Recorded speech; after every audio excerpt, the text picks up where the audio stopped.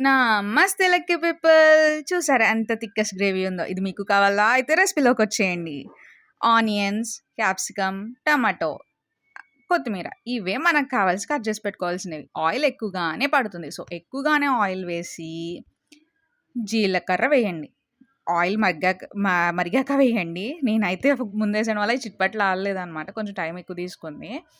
And biryani ఆకు, ఎండుమిర్చి కూడా వేసేయండి. ఎండుమిర్చి చీల్చి వేయండి, లేదంటే మొఖం ఠమని కొడుద్ది. తర్వాత ఆనియన్స్ వేయండి. ఆనియన్స్ వేసి ఎందుకు ఇలాగ ఒక చిన్న జలకొచ్చింది అర్థమయ్యే ఉంటుంది మీకు. సో, జాగ్రత్తగా వేయండి. నాకులాగా మీద పడేసుకోకండి. వంట చేసేటప్పుడు అందరూ ఇంతే కదా! ఫస్ట్ అయితే నేను అందులో. తర్వాత ఇంట్లోనే ప్రిపేర్ చేసి పెట్టుకున్న అల్లం వెల్లుల్లి పేస్ట్ కూడా వేసేసి పచ్చివాసన పోయేదాకా వేపండి. అదేంటి ఆనియన్స్ మగ్గాక వేయాలి అయ్యి అని కామెంట్ చేయొద్దు. మనమైతే ప్రెషర్ కుక్కర్‌లో చేస్తున్నాం కదా! వెంటనే వేసేయొచ్చు. ఏం పర్లేదనమాట. అవి ఇంకొంచెం ఫాస్ట్‌గా మగ్గడానికి పసుపు, కారం. కారం ఎప్పుడైనా ఆయిల్‌లో మగ్గితే దాని టేస్ట్ మారుతుందండి. అందుకే ముందుగానే వేసేస్తున్నా. అది బాగా స్టిర్ చేసేయండి. బాగా కలిపేశాక, కారం కూడా పచ్చివాసన పోయాక, టమాటోస్. నేనైతే కాశ్మీర్ పౌడర్ వేద్దాం అనుకున్నా గానీ, అది కలర్‌ఫుల్‌గా ఉండి నాకెందుకో నచ్చట్లే. అందుకే నేనైతే వేయలేదు. మీకు కావాలంటే కాశ్మీరీ పౌడర్ కూడా వేసుకోవచ్చు. టమాటోస్ కూడా బాగా మగ్గాల్సిన అవసరం లేదు. జస్ట్ ఒకసారి అన్నిటికి పడితే చాలు. ఆ తర్వాత ఇంకేం మిగిలింది మన ఐటెమ్స్‌లో ఉప్పు.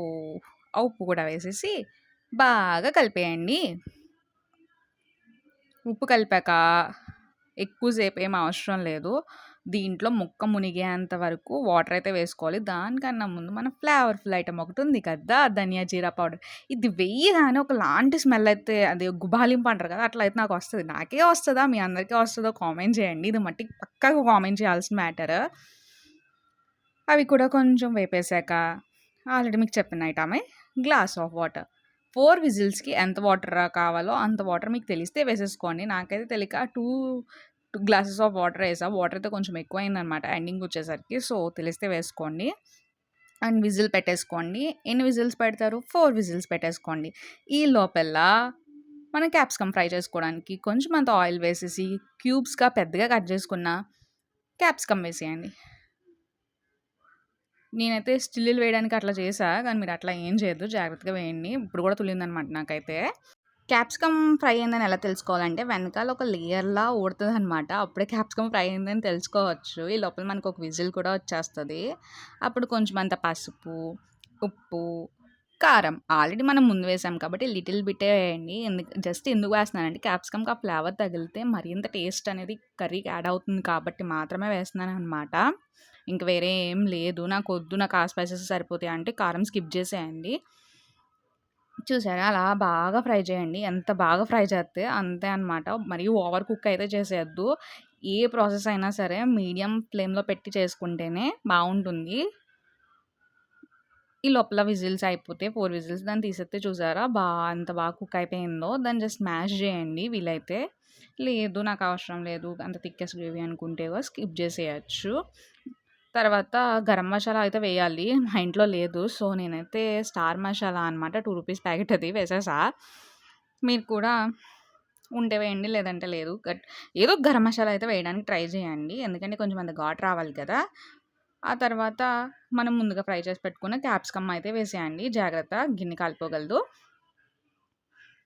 అలా అన్నీ ట్రాన్స్‌ఫర్ చేసేసుకొని ఒక్కసారి బాగా కలిపేసి గ్రేవీ సరిపోతుంది అంటే జస్ట్ మగ్గించేయండి. లేదు నాకు ఇంకాస్త గ్రేవీ కావాలనుకుంటే వాటర్ అయితే యాడ్ చేసుకోండి. నేనైతే కొంచెం అంత మళ్ళీ same glass 1 glass of water అయితే యాడ్ చేసి కొత్తిమీర వేసేసా అనమాట. కొత్తిమీర ఎంత ఫ్లేవర్‌గా ఉంటదో అందరికీ తెలిసిందే కదా! కొత్తిమీర అయితే స్కిప్ చేయొద్దు. ఇంక నచ్చకపోతే మనం ఏం చేయలేం. అది ఎవరిష్టం వాళ్ళది. విజిల్ తీసేసి కుక్కర్ పెట్టేయండి. దీని ద్వారా ఏంది అంటే బాగా స్టీమ్ అయ్యి ప్రెషర్ అనేది బయటకి పోకుండా ఫ్లేవర్స్ అన్నీ అందులోనే ఉంటాయి అని చెప్పి నేనేదో చూసి చేస్తే ఆ వాటర్ లాగా ఉండిపోయింది. సో, ఆ ప్రాసెస్ అనేది రాంగ్ అని నాకు అనిపించింది. కానీ ఫ్లేవర్ అయితే బావుందనమాట. ఒక 5 మినిట్స్ ఉంచి తర్వాత హై ఫ్లేమ్‌లో పెట్టేసి ఫాస్ట్‌గా తిప్పేసా. అప్పటికే టైం అయిపోతుందని చెప్పి. చూసారా ఎంత గ్రేవీ కన్సిస్టెన్సీతో ఎంత బాగా వచ్చిందో. ఒకసారి ట్రై చేసి కామెంట్ చేసి సబ్స్క్రైబ్ చేయొచ్చు కదా!